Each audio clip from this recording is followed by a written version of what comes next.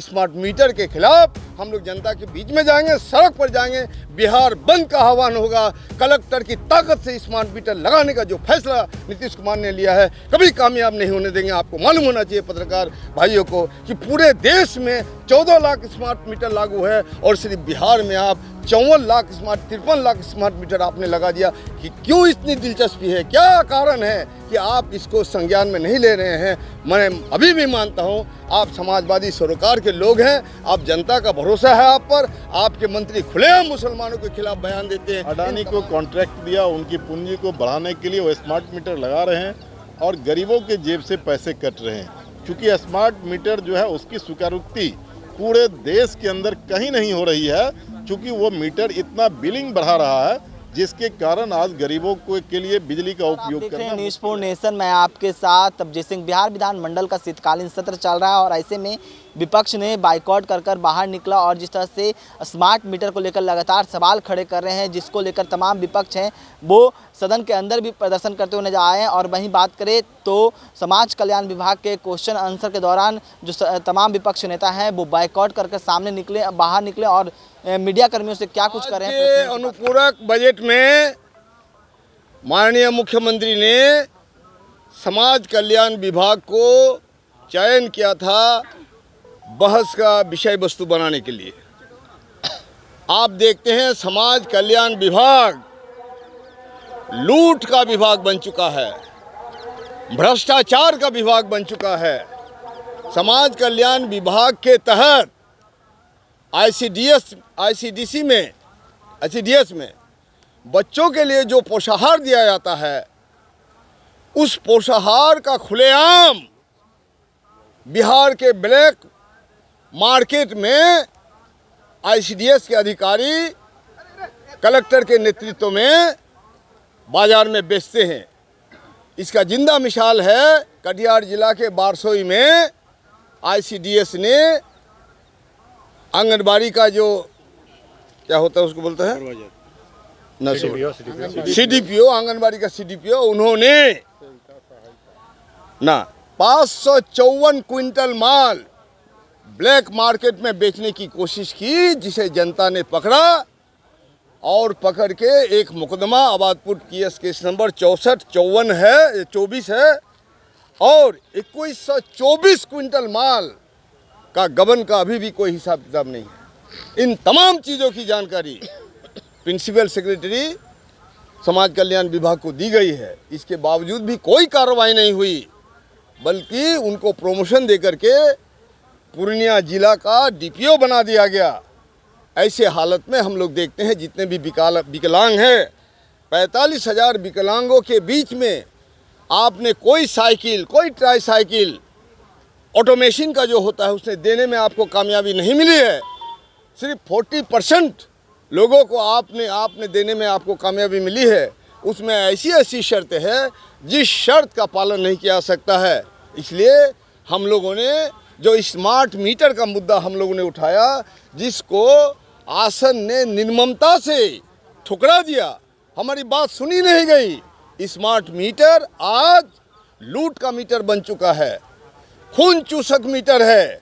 और इन तमाम चीज़ों के मद्देनज़र आप देखते हैं किस तरह से स्मार्ट मीटर को लागू करने का जिस इनके प्रिंसिपल सेक्रेटरी संजीव हंस ने नीति बनाई, उसके कार्यकाल में लागू हुआ।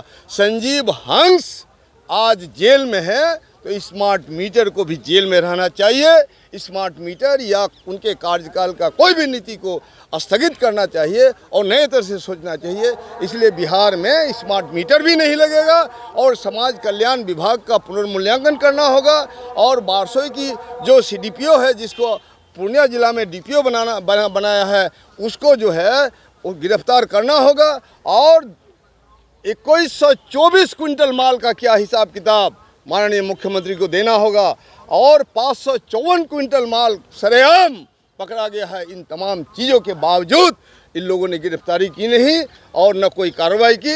ये मामले को रफा दफा करने के चक्कर में है। लेकिन बारसोई की जनता को मैं धन्यवाद देना चाहता हूँ। एकजुट होकर हज़ारों की संख्या में उन्होंने 5 ट्रैक्टर को जब्त किया और जब्त होने के कारण से वहाँ के सब SHO को ये आपको एफआईआर करना पड़ा और एफआईआर पेंडिंग है, जांच पड़ताल नहीं हो रही है। इसलिए हम लोगों ने संयुक्त विपक्ष के रूप में हम लोगों ने इस सदन का अभी बहस का विमर्श का बाइकआउट किया और वॉकआउट किया है कि जब तक ये सब कार्रवाई नहीं करेंगे, आप नौटंकी बंद कीजिए। आप जो है नैरेटिव बना के पूंजीपतियों के इशारे पर, सामंतों के इशारे पर हमारे नेताओं को फंसाते हैं, उनको चोर की संज्ञा देते हैं। इसका चोर कौन है? नीतीश कुमार को जवाब देना होगा। ये पैसा कौन खा रहा है? खुलेआम बात आ रही है कि नीचे से ऊपर तक पैसा देने पड़ता है। कौन कौन पैसा लेता है, कौन कौन पैसा नहीं लेता है, इनका जवाब देना होगा। और जब तक नहीं होगा स्मार्ट मीटर के खिलाफ हम लोग जनता के बीच में जाएंगे, सड़क पर जाएंगे, बिहार बंद का आह्वान होगा। कलेक्टर की ताकत से स्मार्ट मीटर लगाने का जो फैसला नीतीश कुमार ने लिया है कभी कामयाब नहीं होने देंगे। आपको मालूम होना चाहिए पत्रकार भाइयों को कि पूरे देश में 14 लाख स्मार्ट मीटर लागू है और सिर्फ बिहार में आप 53 लाख स्मार्ट मीटर आपने लगा दिया। कि क्यों इतनी दिलचस्पी है, क्या कारण है कि आप इसको संज्ञान में नहीं ले रहे हैं? मैं अभी भी मानता हूं आप समाजवादी सरोकार के लोग हैं, आप जनता का भरोसा है आप पर। आपके मंत्री खुलेआम मुसलमानों के खिलाफ बयान देते हैं। इन तमाम चीज़ों के बावजूद भी आप खामोश है। आपकी खामोशी किस बात का सबब है? क्या आपने सरेंडर कर दिया है? अगर आपने बीजेपी के पास सरेंडर कर दिया है तो ये बात भी जनता के बीच में जाना चाहिए। आने वाला दिन में सदन पर, सड़क पर जाएंगे हम लोग, बिहार बंद का आह्वान देंगे। बहुत बहुत शुक्रिया, धन्यवाद। हमारे जो घटक दल के साथी है ये लोग भी बोलेंगे। महबूब जी उन्होंने बताया संयुक्त विपक्ष सामूहिक तौर पर फैसला लिया कि जिन मुद्दों को विपक्ष उठाती है उसके ऊपर कोई सकारात्मक जवाब सरकार ना देती है और ना ही कोई पहल करती है। आज का मसला जो था वो मसला था कि सुबह में हम लोगों ने स्मार्ट मीटर के सवाल को उठाया था कि स्मार्ट मीटर को लगाने का औचित्य क्या है। स्मार्ट मीटर लगाने के लिए आप किसको मुनाफा देना चाहते हैं? अडानी को कॉन्ट्रैक्ट दिया, उनकी पूंजी को बढ़ाने के लिए वो स्मार्ट मीटर लगा रहे हैं और गरीबों के जेब से पैसे कट रहे हैं। क्योंकि स्मार्ट मीटर जो है उसकी स्वीकारोक्ति पूरे देश के अंदर कहीं नहीं हो रही है, क्योंकि वो मीटर इतना बिलिंग बढ़ा रहा है जिसके कारण आज गरीबों के लिए बिजली का उपयोग करना मुश्किल है। और इस सवाल पर जो है आज एक पढ़ने तक के लिए भी जो है उसको आज नहीं दिया जो है। और इसीलिए आज समाज कल्याण विभाग का जब चर्चा हो रही थी तो आपको इस बात को समझना पड़ेगा कि समाज कल्याण विभाग खुद ही आज जो है वो वेंटिलेटर पर पड़ा हुआ है। समाज कल्याण विभाग के जिम्मे जितना काम आता है, जितने सवाल उनके हैं, ICDS का सवाल इन्होंने उठाया, कोई एक जगह का सवाल नहीं है। ICDS में जान लीजिए किसी भी प्रखंड में आप चले जाइए और किसी पंचायत में चले जाइए तो कोई आंगनवाड़ी सेविका आपको बताएगी कि THR पर दस्तखत कराने के लिए आंगनवाड़ी सेविका 3000 रुपया लेती है और तब वो दस्तखत करती है। और वो सीना तान करके बोलती है कि ये पैसा ऊपर तक जाता है। ऊपर का मतलब कहाँ तक है? ऊपर का मतलब है चीफ सेक्रेटरी तक है, ऊपर का मतलब है मुख्यमंत्री तक है। मैं सीधी तौर पर कह रहा हूँ और इसीलिए इसका कोई जवाब आज इस सवाल को रेज किया हम लोगों ने नहीं दिया। दूसरे सवाल को भी हम लोगों ने उठाया कि 400 रुपया ये पेंशन क्या है, सामाजिक सुरक्षा पेंशन। अरे डबल इंजन की सरकार हो, कह रहे हो कि हमें अब पैसे की कोई दिक्कत नहीं है, दिल्ली में मेरी सरकार, पटना में मेरी सरकार, तो जब केरला दे सकती है 1800 रुपया पेंशन, जब दिल्ली सरकार दे सकती है 2000 रुपया सामाजिक सुरक्षा पेंशन, हरियाणा जब दे सकती है 3000 रुपया सुरक्षा पेंशन, और ये बगल में हमारा झारखंड जो पहले हमारा बिहार था वो 1000 रुपया सामाजिक सुरक्षा पेंशन जब दे सकता है तो आप क्यों नहीं दे सकते? मजाक है। 400 रुपया में पूरे तौर पर जो है 30 दिन 2 टाइम का चाय का पैसा भी नहीं हो सकता, तो उनकी ज़िंदगी कैसे कटेगी?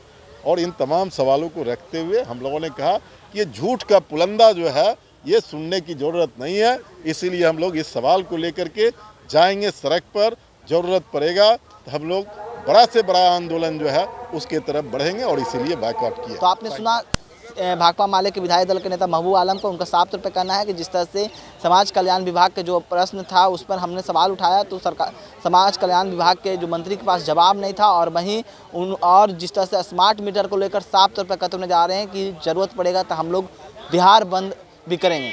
तमाम खबरें न्यूज़ 4 के साथ, नमस्कार।